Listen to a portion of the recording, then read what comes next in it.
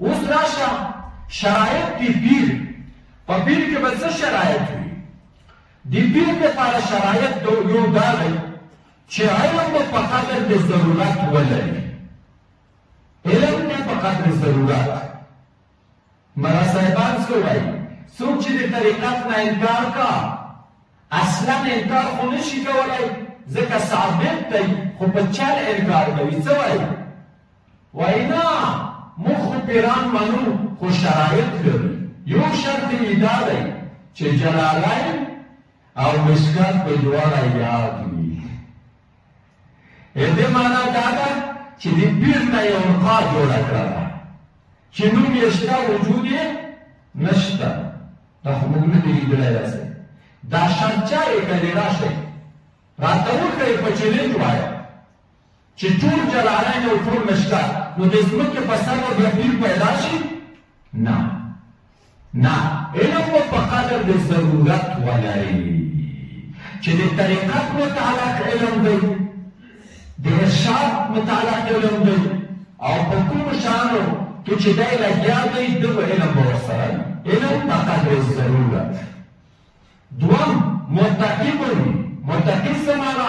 د غټو ګناهونو نه به ځان ساتي او په وړو ګناهونو باندې به اصرار نه کوي د غټو ګناهونو به ځان ساتي په وړو ګناهونو به اصرار نه کوي دا یې دوم دریم دا دی د دنیا نه به بې رغبته وي شوق به د آخرت طرف ته وي دنیا ته به رغبت نه لري او رغبت به د آخرت طرف ته وي څلورم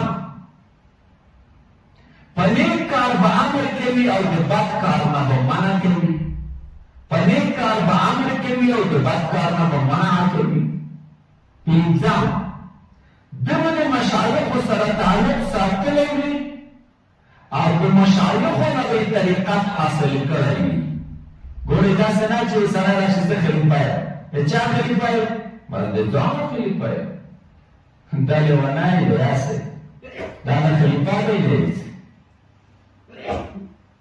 نو دی به د مشایخو د طریقت سره به تعلق وي دې نه به یې خلافت حاصل کړی وي شپږم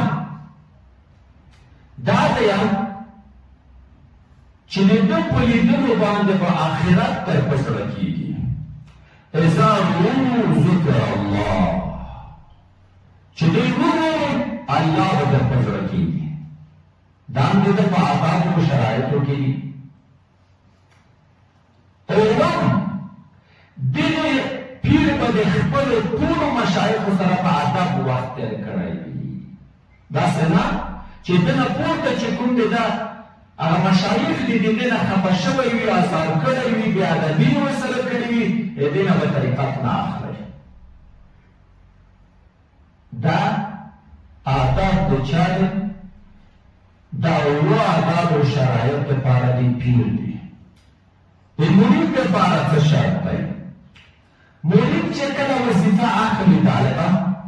د اصلاح بهترینه طریقه چې د هغه طریقت دی ولې دا د ادب سوره ده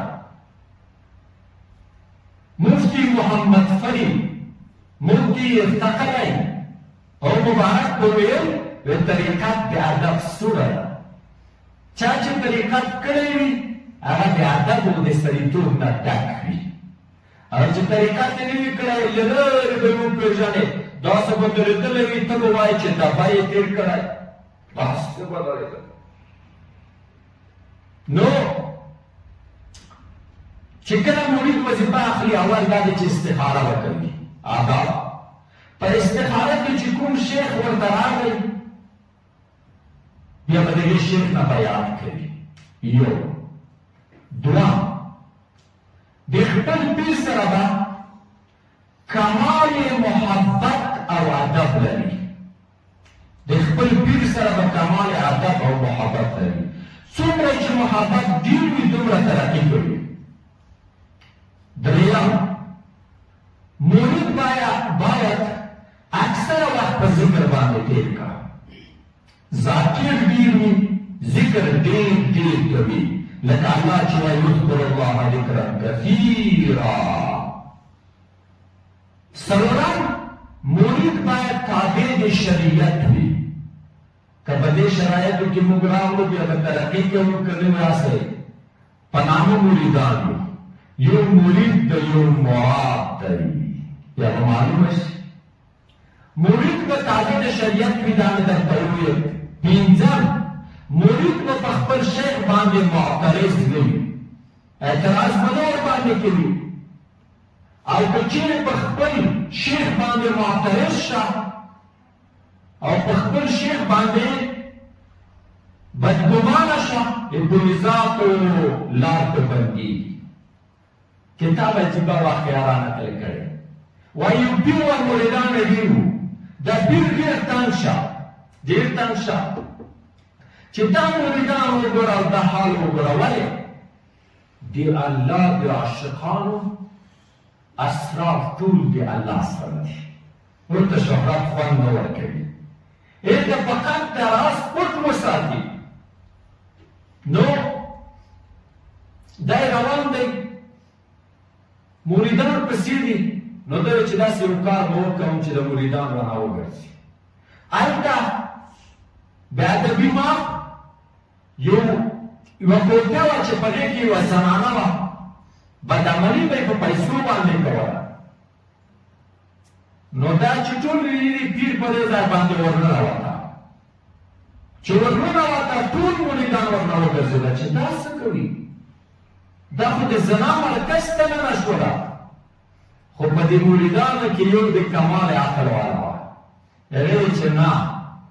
بس چې ننوته دا د خدای اولیا دي په دې کې باید څه حکمت وي دا ولې چې نه شوه دا ښځه ورته راغله ورته وایي یې ښځې تا څه ترتیب دی وی زه دومره پیسې غواړم چې د سړی څه وایي د هغسې د هغو په طبیعت چلېږم وی د هغسې خبر به وي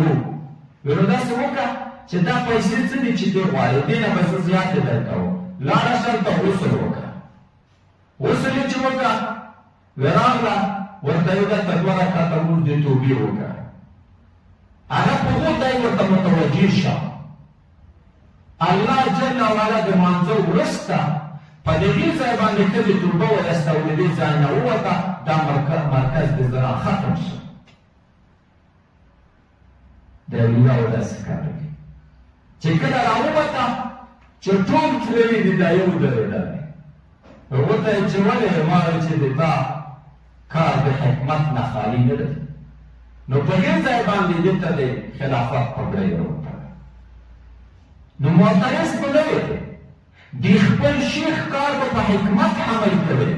په حکمت اعتراض به نه پکې یو شیخ ته ولیدل ظاهرا چې تا ته خوند درنه کړه په حکمت باندې عمل کوي او شپږم دا دی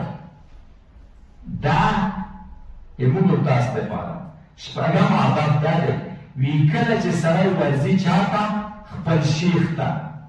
د خپلو ټولو صفاتو نه به ځان خالي کوي